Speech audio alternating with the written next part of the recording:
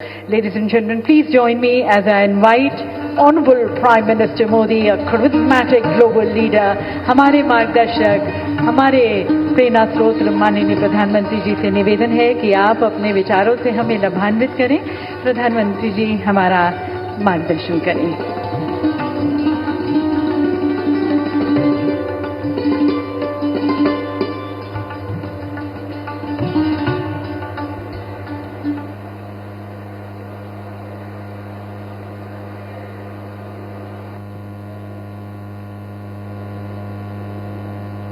कार्यक्रम में उपस्थित मध्य प्रदेश के गवर्नर श्री मंगू भाई पटेल, मुख्यमंत्री श्री मोहन यादव जी, अन्य सभी महानुभाव, देवी और सज्जनों, सबसे पहले तो मुझे यहां आने में विलंब हुआ, इसके लिए आप सबकी क्षमा चाहता हूं। विलंब इसलिए हुआ क्योंकि कल जब मैं यहां पहुंचा तो एक बात ध्यान में आई कि आज 10वीं और 12वीं के छात्रों की एग्जाम है और उसका समय और मेरा राजभवन से निकलने का समय क्लैश हो रहा था और उसके कारण संभावना थी कि सिक्योरिटी के कारण अगर रास्ते बंद हो जाए तो बच्चों को एग्जाम देने के लिए जाने में कठिनाई हो जाए और ये कठिनाई न हो, बच्चे सब एक बार अपने एग्जामिनेशन सेंटर पर पहुंच जाए, उसके बाद ही मैं राजभवन से निकलूं, ऐसा मैंने सोचा। उसके कारण मैंने निकलने में ही 15-20 मिनट लेट कर दिया और उसके कारण आप लोगों को जो असुविधा हुई, इसके लिए मैं फिर से एक बार क्षमा मांगता हूं। साथियों, राजा भोज की इस पावन नगरी में आप सभी का स्वागत करना मेरे लिए गर्व की बात है। यहां इंडस्ट्री से विभिन्न सेक्टर्स के अनेक साथी आए हुए हैं। विकसित मध्य प्रदेश से विकसित भारत की यात्रा में आज का ये कार्यक्रम बहुत ही अहम है। इस भव्य आयोजन के लिए मैं मोहन जी और उनकी पूरी टीम को बहुत बहुत बधाई देता हूं। साथियों, भारत के इतिहास में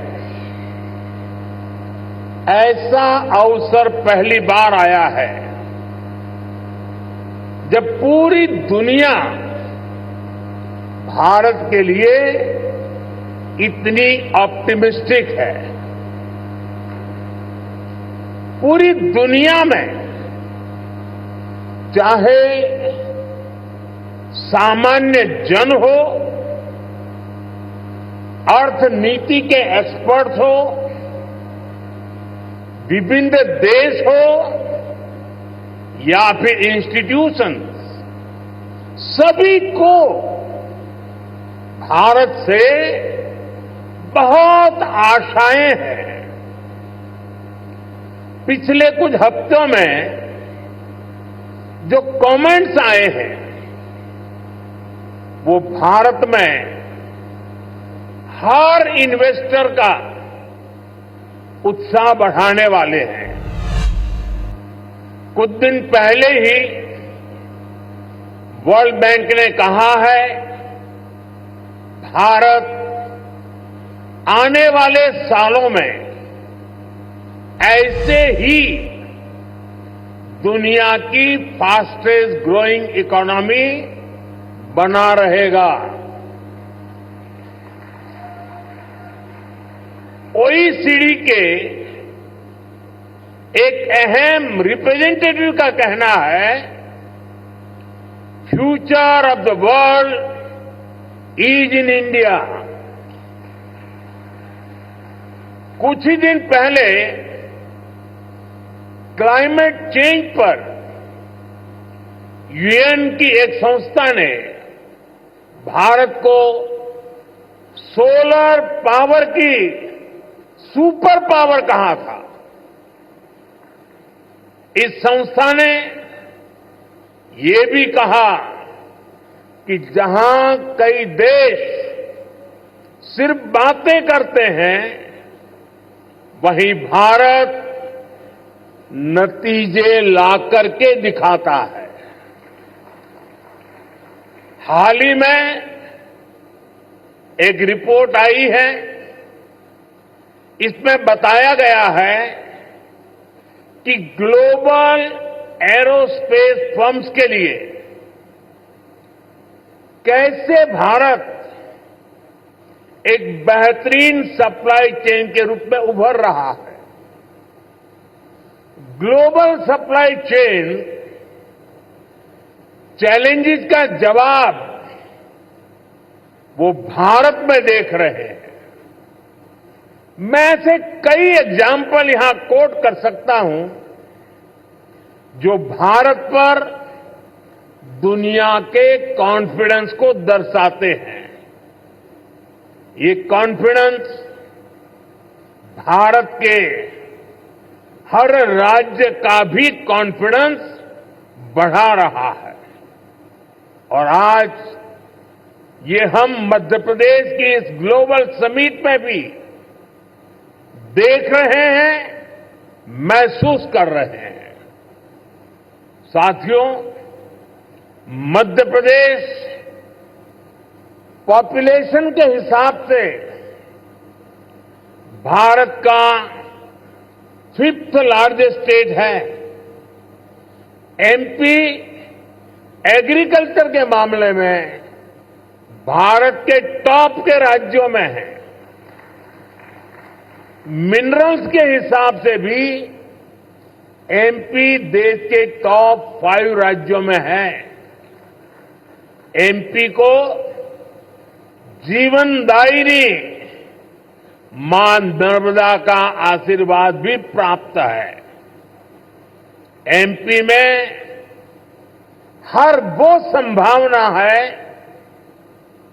हर वो पोटेंशियल है जो एमपी को जीडीपी के हिसाब से भी देश के टॉप 5 राज्यों में ला सकता है। साथियों, बीते 2 दशकों में मध्य प्रदेश ने ट्रांसफॉर्मेशंस का नया दौर देखा है। एक समय था जब यहां बिजली, पानी की बहुत सारी दिक्कतें थी। लॉ एंड ऑर्डर की स्थिति तो और भी खराब थी। ऐसे हालत में यहां इंडस्ट्री का विकास बहुत मुश्किल था।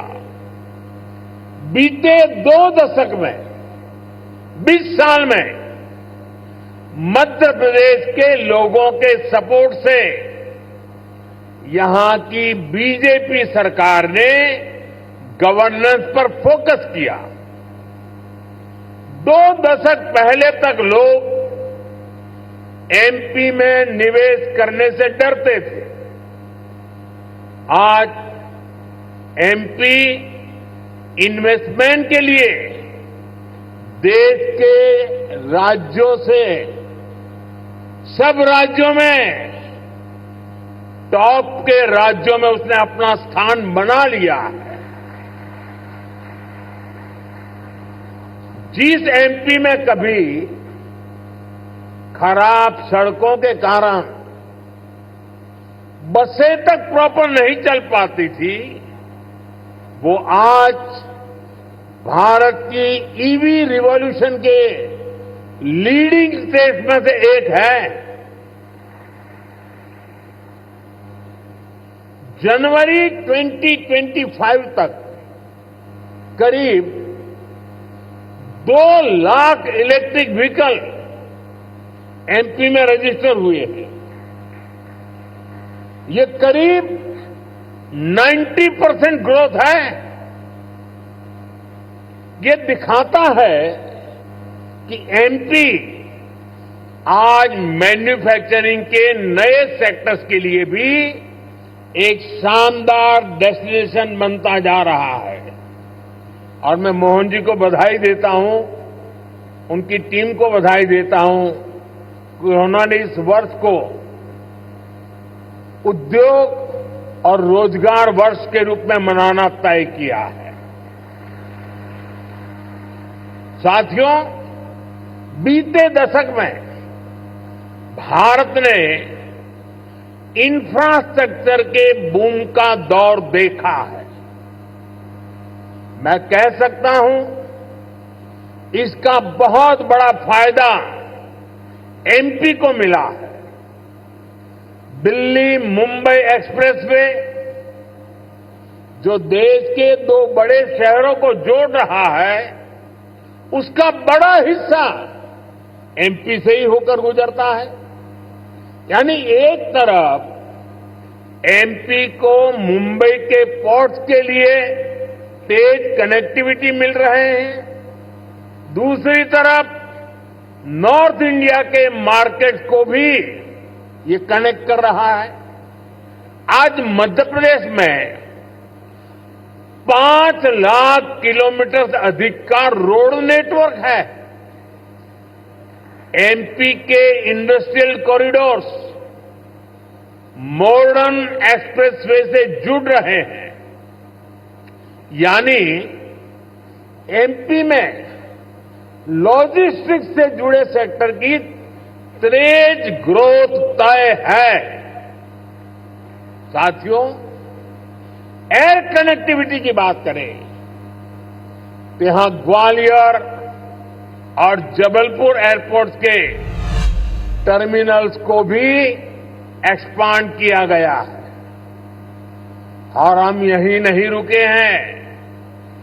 एमपी का जो एक बड़ा रेल नेटवर्क है, उसको भी मॉडर्नाइज किया जा रहा है। एमपी में रेल नेटवर्क का 100% इलेक्ट्रिफिकेशन किया जा चुका है।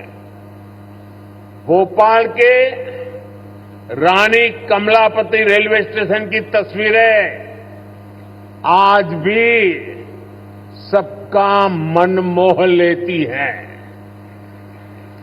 इसी तर्ज पर एमपी के 80 रेलवे स्टेशनों को अमृत भारत स्टेशन स्कीम के तहत मॉडर्न बनाया जा रहा है।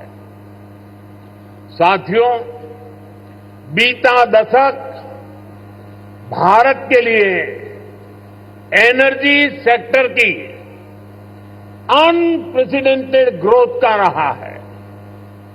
खासतौर पर ग्रीन एनर्जी को लेकर भारत ने वो कर दिखाया है जिसकी कल्पना तक मुश्किल थी। बीते 10 वर्षों में करीब $70 बिलियन यानी 5 ट्रिलियन रुपये से अधिक रिन्यूएबल एनर्जी सेक्टर में ही इन्वेस्ट हुआ है। इससे पिछले साल ही क्लीन एनर्जी स्पेस में 10 लाख से अधिक जॉब बनी है।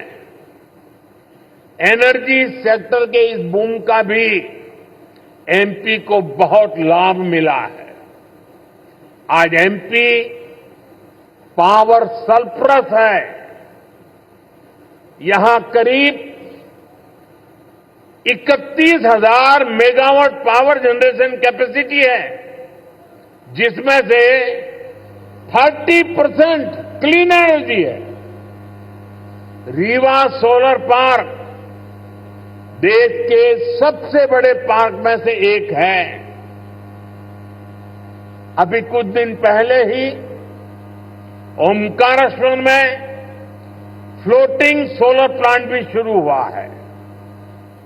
सरकार द्वारा बिना रिफाइनरी पेट्रोकेमिकल कॉम्प्लेक्स पर करीब 50,000 करोड़ रुपए का इन्वेस्टमेंट किया गया है।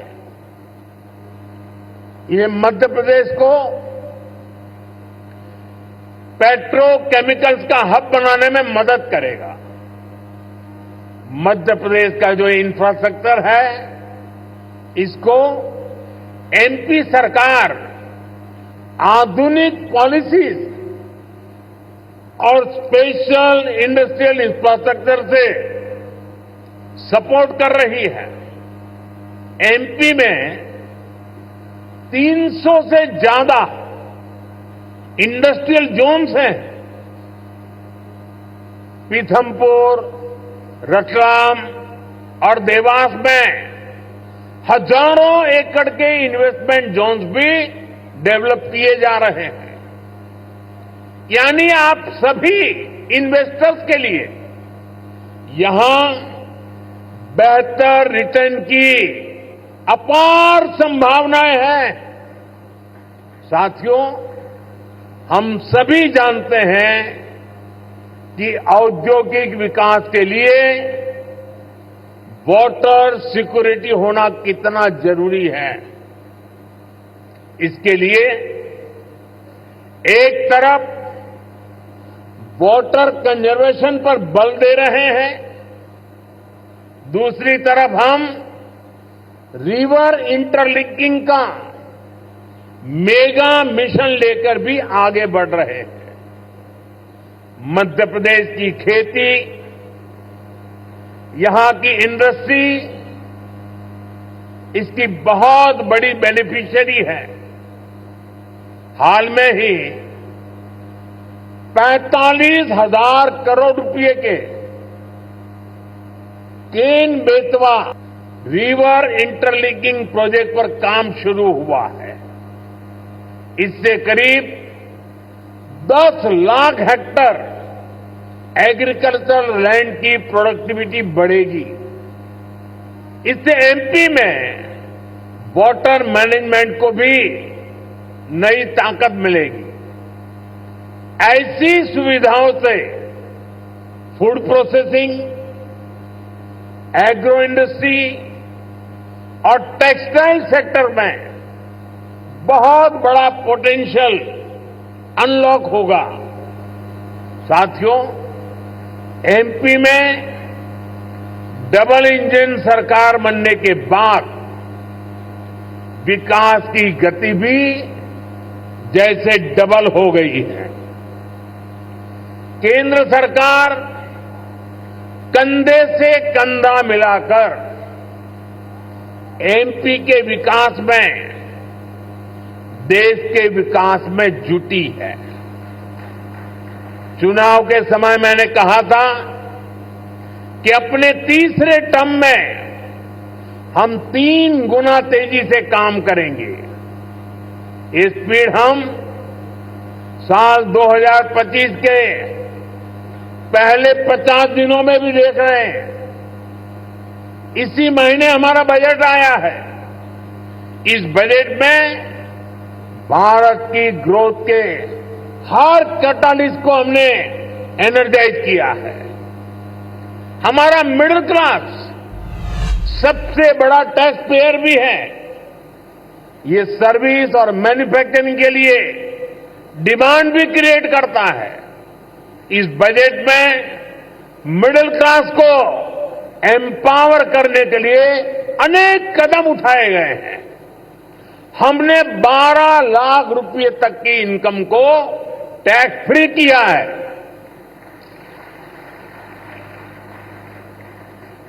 टैक्स स्लैब्स को रिस्ट्रक्चर किया है।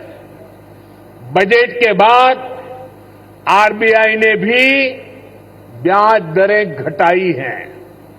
साथियों, बजट में लोकल सप्लाई चेन के निर्माण पर बल दिया गया है ताकि मैन्युफैक्चरिंग में हम पूरी तरह से आत्मनिर्भर हो सकें।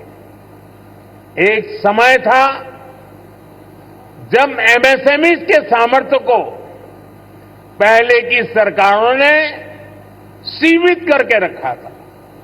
इसके कारण भारत में लोकल सप्लाई चेन उस लेवल पर विकसित नहीं हो पाई।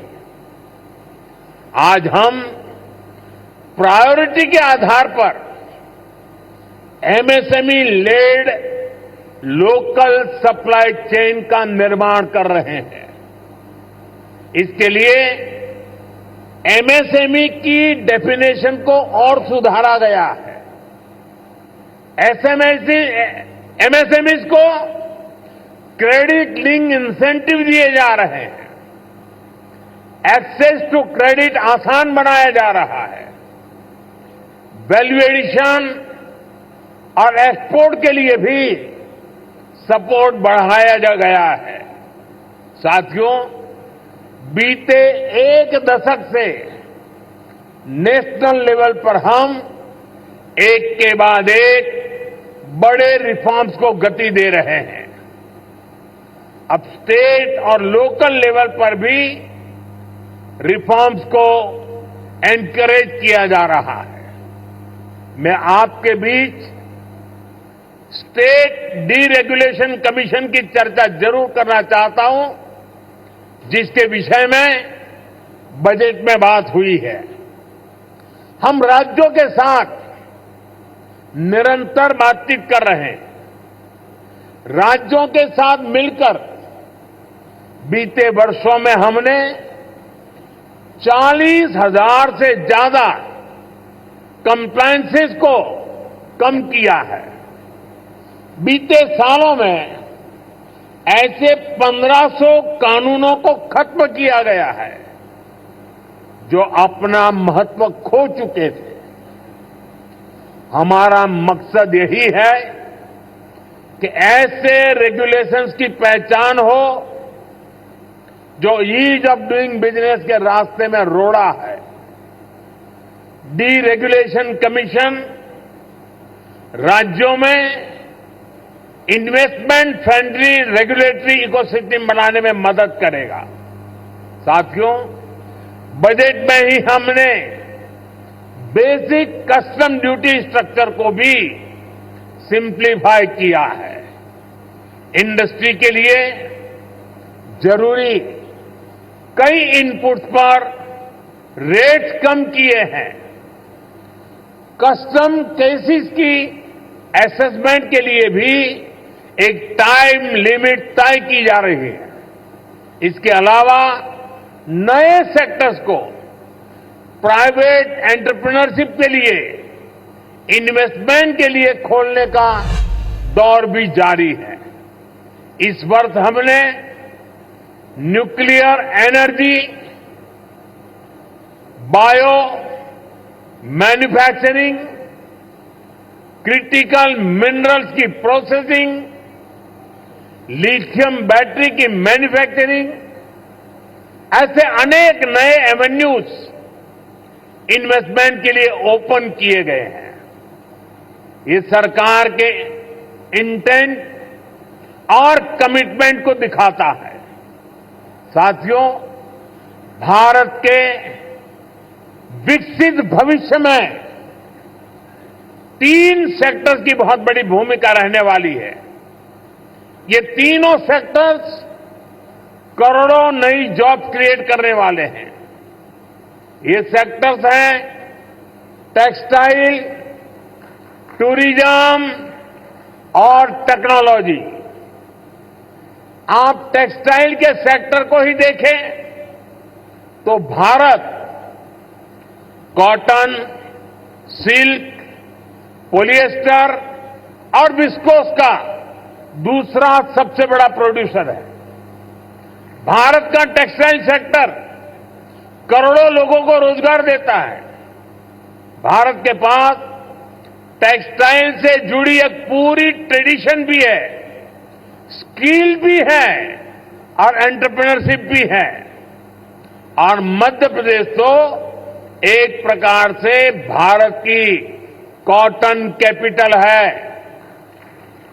भारत की करीब 25% organic cotton supply Madhya Pradesh से ही होती है। मध्य प्रदेश मलबरी सिल्क, इसका भी देश का सबसे बड़ा प्रोड्यूसर है। यहां की चंदेरी और माहेश्वरी साड़ियां बहुत पसंद की जाती हैं। इन्हें जीआई टैग दिया जा चुका है।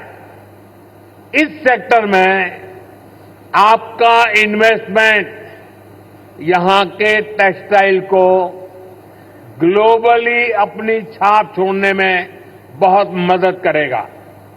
साथियों, भारत ट्रेडिशनल टेक्सटाइल के अलावा नए एवेन्यूज भी खोज रहा है। एग्रो टेक्सटाइल, मेडिकल टेक्सटाइल और जियो टेक्सटाइल, ऐसे टेक्निकल टेक्सटाइल को हम बढ़ावा दे रहे हैं। इसके लिए नेशनल मिशन शुरू किया गया है। इसे बजट में भी हमने प्रोत्साहन दिया है। आप सभी सरकार की पीएम मित्र स्कीम से भी परिचित है। देश में टेक्सटाइल सेक्टर के लिए ही 7 बड़े टेक्सटाइल पार्क बनाए जा रहे हैं।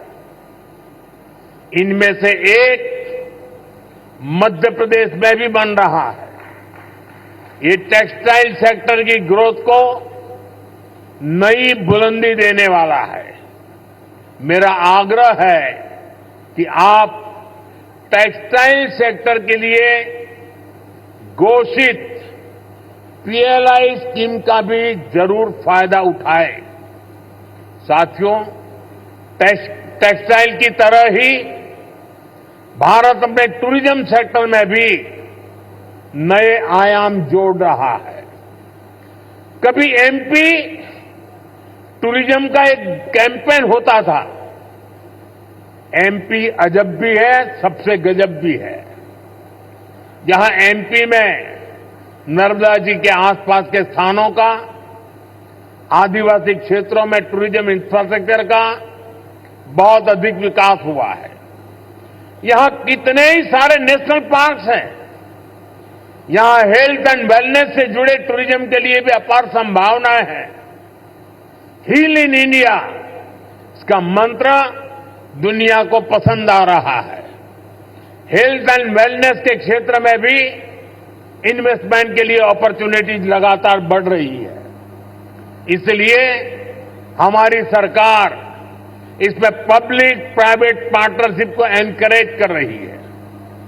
भारत की ट्रेडिशनल ट्रीटमेंट को, आयुष को भी बहुत बड़े लेवल पर प्रमोट किया जा रहा है। हम स्पेशल आयुष वीजा भी दे रहे हैं। इन सभी से एमपी को भी बहुत फायदा मिलने वाला है। वैसा साथियों, आप यहां आए हैं तो उज्जैन में महाकाल महालोक देखने जरूर जाएं। आपको महाकाल का आशीर्वाद भी मिलेगा और देश टूरिज्म और हॉस्पिटैलिटी सेक्टर को कैसे एक्सपांड कर रहा है, इसका अनुभव भी मिलेगा। साथियों, मैंने लाल किले से कहा है, यही समय है, सही समय है आपके लिए एमपी में इन्वेस्टमेंट करने और इन्वेस्टमेंट बढ़ाने का भी यही सही समय है।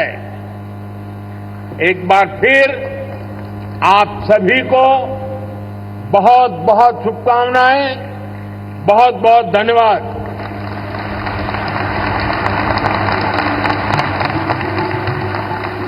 बहुत बहुत धन्यवाद माननीय प्रधानमंत्री जी, आपके प्रेरणादायक संदेश के लिए, हमारे निवेशकों के लिए, हमारे विकास को दिशा देने के लिए, मध्य प्रदेश के लिए विशेष आशीर्वाद के लिए आपके नेतृत्व दृष्टिकोण ने न केवल भारत को बल्कि हमारे मध्य प्रदेश के उज्जवल भविष्य की नई दिशा निर्धारित की है। देवी सज्जनों, एक बार जोरदार तालियों के साथ अपने